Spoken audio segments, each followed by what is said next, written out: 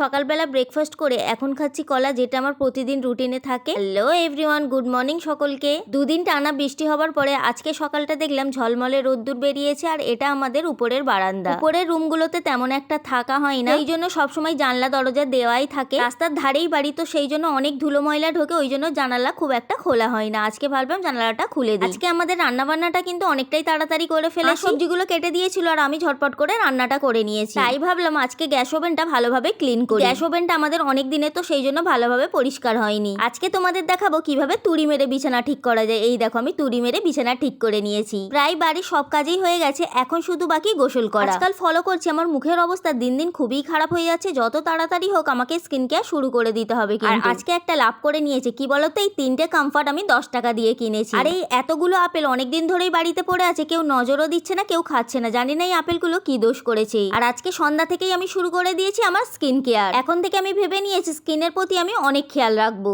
এখন আমি একটা প্যাক লাগিয়ে রেখেছি, শুকিয়ে গেলে ধুয়ে নেবো। চলো নেক্সট ব্লগে আবারও দেখা হচ্ছে।